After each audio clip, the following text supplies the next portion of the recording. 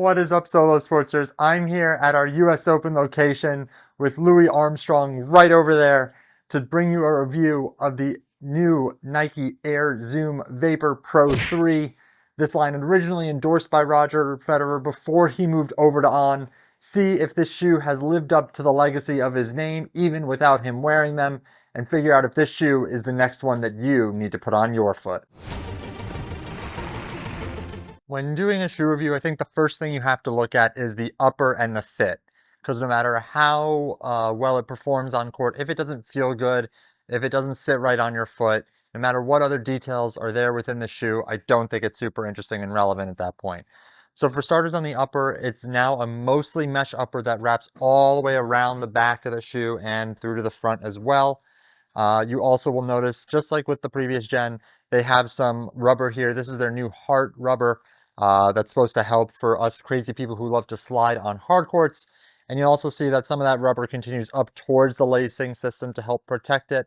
Unlike the previous gen, the lacing does come out through the outside here where you can see it, which for those of you crazy people who have broken laces there before, this might be a slight disappointment. But this is totally standard and normal with most shoes, so I don't think it's that crazy. And especially with the excess rubber here, hopefully it helps protect those of us who are sliding on the hard courts. But overall, I absolutely love the upper on this. Nice, soft, breathable, and has that harder rubber in the higher wear areas, which is what we all need and love.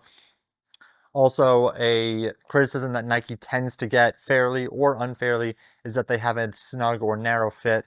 This one I'd say is about standard. It's not the roomiest of toe boxes in the world, but with the soft upper and with that standard D width, I think you'll be very comfortable if you have a standard to narrow and even a wide-ish foot. Definitely won't accommodate a 2E width, but it's definitely a comfortable fit for your standard D shoe. Now, of course, we can't talk about Nike without talking about style. They always love to release really crazy colors, eye-popping stuff on TV, especially because they want you to recognize that it's their shoe, even if you can't quite see the logo all the way from afar. But for the initial launch of the Pro 3s, they've mostly kept it to what I call humane and standard colors. I'd probably say this is the most fun and interesting of the bunch so far, excluding the yellow colorway that Carlos Alcaraz is endorsing. But that's technically a premium shoe, so it's an extra 10 bucks, but the same shoe. Um, However, they have a standard white, a black, more beige with some navy in there, as well as a sort of bright red. So I'd say for the launch here, they've gone with some pretty standard colors, not too shocking, not too crazy. I think they want to see how the shoe plays out in the market before they start going for the crazy colors and really knocking our socks off. But I wouldn't be shocked if for the French and lead up to the French on the clay courts, they'll go for some more interesting colors. But for now, you'll find mostly standard black, white, some red, and in the women's, I think there's also a light blue available.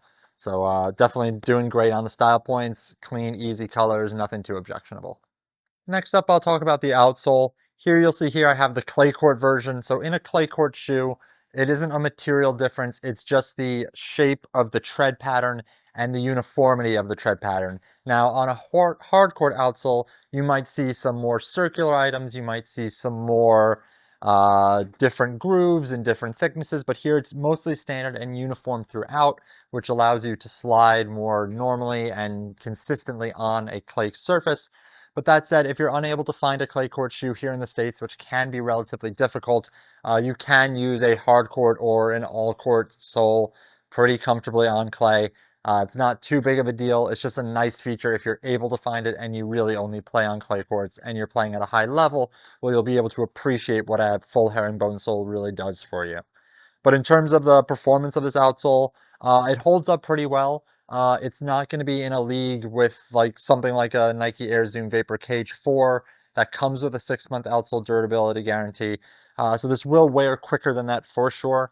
But I'd say for a lighter weight shoe, it held up pretty well compared to some other lightweight offerings, and especially previous generations of Nike's Vapors, which, especially if you go all the way back to the 9.5s, you can burn through in, a few weeks, especially if you're a high-level player sliding on hard courts.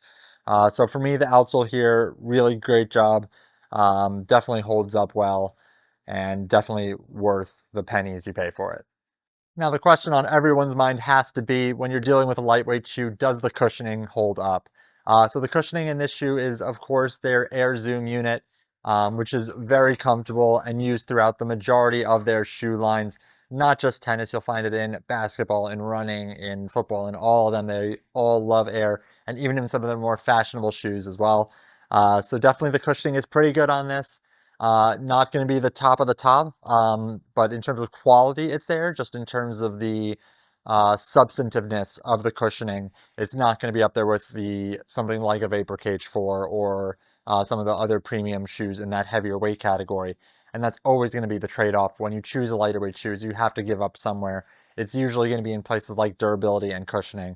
And so you do lose a little bit of both when it comes to this shoe, but I think the trade-off is more than worth it for those of you who love to run across the court, feel light on your feet, not feel dragged down by the shoe or anything like that. So definitely love the cushioning system in here. Think it's pretty much on par with any other lightweight shoe. This shoe scored top marks in our Solow Sports review. This offering from Nike with a great lineage continues to be a fan favorite, with the majority of premium tennis shoes starting at $140 and reaching as high as $200. Coupled with the fact that Nike definitely has the brand equity to charge more, the Nike Vapor Pro's retail price of $130 is shocking in the best possible way. If I were a Nike player without a budget, I might choose the Vapor instead of the Vapor Pro, but for the extra $40 to $50 savings, I'd happily take a Vapor Pro. While this wouldn't be the first shoe that I recommend for players searching for ultimate cushioning and support, players competing on softer courts and hotter conditions will appreciate the lightweight breathability being offered. Similar shoes from other brands include the Adidas Uber Sonic, the Asics Gel Solution Speed FF, the K-Swiss Speed Track, and the Babolat Jet Mach 3. Well, that about wraps it up for our review of the Nike Air Zoom Vapor Pro 3.